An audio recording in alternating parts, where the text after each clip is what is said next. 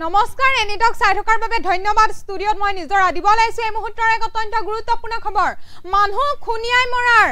অভিনেত্ৰী নন্দিনী কাশ্যপক গ্ৰেপ্তাৰ কৰা হৈছে জামিনবিহীন গোচৰত গ্ৰেপ্তাৰ হৈছে নন্দিনী কাশ্যপ আৰু নন্দিনী কাশ্যপৰ গ্ৰেপ্তাৰৰ পাছতে জ্যেষ্ঠ অধিবক্তাৰ বিহন মন্তব্য কৰিছে যে 10 বছৰ পৰ্যন্ত জেল হ'ব পাৰে নন্দিনী কাশ্যপৰ এতিয়া বিপদত পৰিছে নন্দিনী কাশ্যপ এই মুহূৰ্ততে সমগ্ৰ ঘটনা সবিশেষ সবিস্তাৰে জনাৰ চেষ্টা কৰিছো জনাবলৈ যত্ন কৰি আছো এই মুহূৰ্তৰ এক অত্যন্ত গুৰুত্বপূৰ্ণ খবৰ অৱশেষত গ্ৰেপ্তাৰ হ'ল নন্দিনী কাশ্যপ দুখী সাব্যস্ত হলে কি শাস্তি হ'ব অভিনেতা গৰাকীৰ অভিনেতা নন্দিনী কাশ্যপৰ কি শাস্তি হ'ব পাৰে 10 বছৰ পৰ্যন্ত জেল হ'ব পাৰে নন্দিনী কাশ্যপৰ 10 বছৰ পৰ্যন্ত জেল হ'ব পাৰে এতিয়া বিপদত পৰিছে অভিনেত্ৰী নন্দিনী কাশ্যপ নন্দিনী কাশ্যপক গ্ৰেপ্তাৰক লৈ জ্যেষ্ঠ অধিবক্তা বিজয় মহাজনৰ ডাঙৰ মন্তব্য বিএনএছৰ ধাৰা 105 অধীনত গ্ৰেপ্তাৰ হৈছে নন্দিনী কাশ্যপ জামিনবিহীন গোচৰত গ্ৰেপ্তাৰ কৰা হৈছে নন্দিনী কাশ্যপক এতিয়া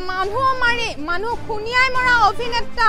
অভিনেত্ৰী গ্ৰেপ্তাৰ কৰা হৈছে জামিনবিহীন গোচৰত গ্ৰেপ্তাৰ হৈছে নন্দিনী কাশ্যপ নন্দিনীৰ বাহনৰ খুন্দাত আঘাতপ্ৰাপ্ত হোৱা সামিউৰ হকৰ মৃত্যুৰ পাছতে এতিয়া গ্ৰেপ্তাৰ হৈছে নন্দিনী কাশ্যপ এপলো হাস্পতালত যেহেতু শেষ নিশ্বাস ত্যাগ কৰিলে নন্দিনী কাশ্যপৰ বাহনত আঘাতপ্ৰাপ্ত হোৱা সামিউৰে আৰু তাৰ পাছতে এতিয়া গ্ৰেপ্তাৰ কৰিছে ইতিমধ্যে গ্ৰেপ্তাৰ কৰিছে অভিনেত্ৰী নন্দিনী কাশ্যপক দুৰ্ঘটনা সংঘটিত কৰা নন্দিনী কাশ্যপৰ বাহনো জব্দ কৰিছে আৰক্ষীয়ে দিছপুৰ আৰক্ষীয়ে জব্দ কৰিছে নন্দিনী কাশ্যপৰ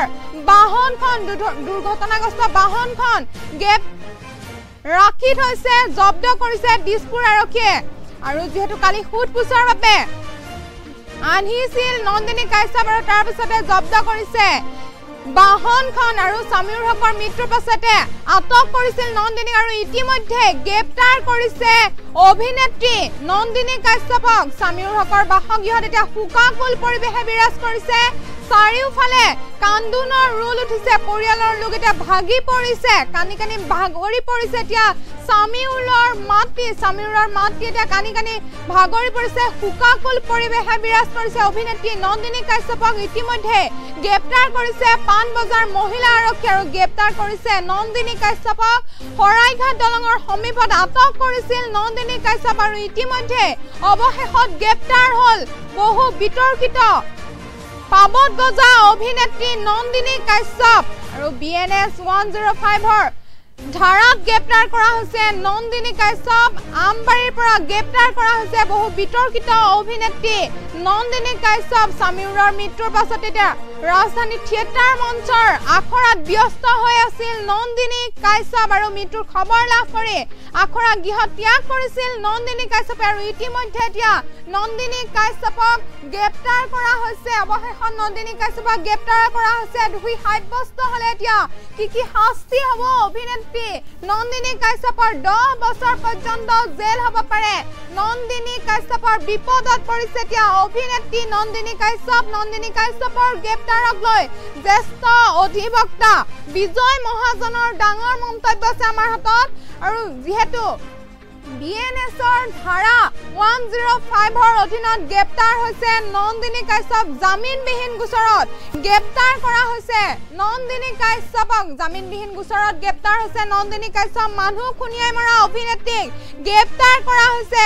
জামিনবিহীন গোচৰত গ্ৰেপ্তাৰ অভিনেত্ৰী গৰাকী অৱশেষত গ্ৰেপ্তাৰ কৰা হ'ল নন্দিনী কাশ্যপ দুখী সাব্যস্ত হলে তেওঁ অভিনেত্ৰী নন্দিনী কাশ্যপৰ কি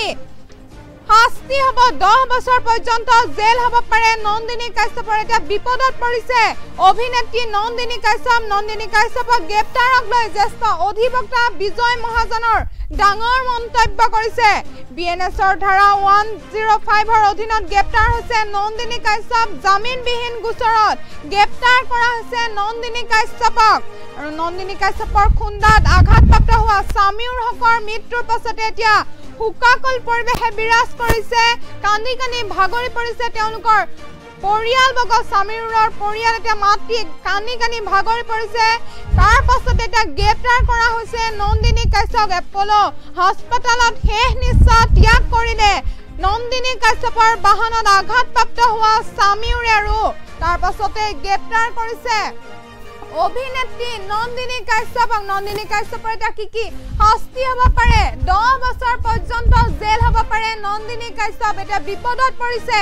অভিনেত্ৰী নন্দিনী কাশ্যপক গ্ৰেপ্তাৰক লৈ জ্যেষ্ঠ অধিবক্তা বিজয় মহাজনৰ আমাৰ হাতত মন্তব্য আছে আমি মন্তব্য শুনাব বিচাৰিছো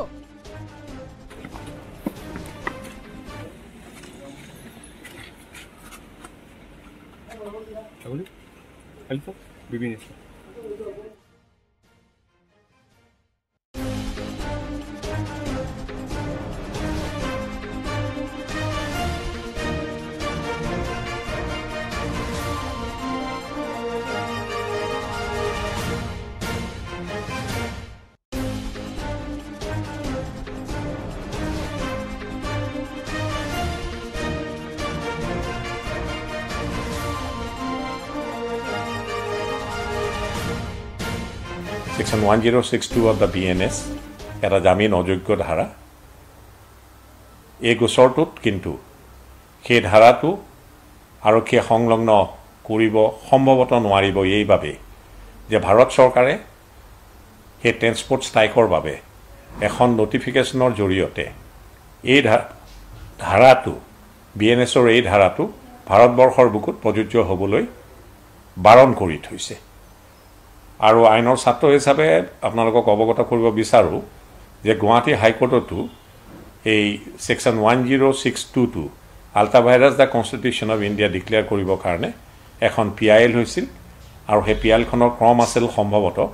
74/2024 তাত গুৱাহাটী উচ্চ ন্যায়ালয়ৰ এক ডিভিজন বেঞ্চে এই PILখন য'ত কি আদালতৰ মজিয়াত আহিছিলে Section 1062 ধাৰাটো ultra virus the constitution of India declare কৰিবৰ বাবে তেতিয়া এই নটিফিকেশ্যনখনৰ কথা যে লাগু হোৱা নাই Section 1062 BNS ভাৰতবৰ্ষৰ বুকুত সেই কথাটো উল্লেখ কৰি এই PILখনতে গুৱাহাটী উচ্চ ন্যায়ালয়ৰ এক ডিভিজন বেঞ্চে য'ত আছিল সেই সময়ৰ মহামান্য চিফ জাষ্টিছ মহোদয়ো এক নিৰ্দেশনা জাৰি কৰিছিলে যে DGPয়ে সমুখ থানাক অৱগত কৰিব লাগে যে এনে হিট এণ্ড ৰান গোচৰবিলাকত এনে পৰিস্থিতিৰ উদ্ভাৱন হ'লে কোনো থানাই Section 1062ৰ অধীনত গোচৰ ৰুজু কৰিব নোৱাৰিব 1/7/2024 চনৰ সেই তাৰিখটোৰ পৰা BNSৰ সমূহ ধাৰা ভাৰতবৰ্ষত সেই তাৰিখৰ পৰা ইণ্ডিয়ান পেনেল কোডৰ পৰিসমাপ্তি ঘটাই সেই তাৰিখৰ পৰা ভাৰতবৰ্ষত প্ৰচলিত হৈছিল এটা ধাৰা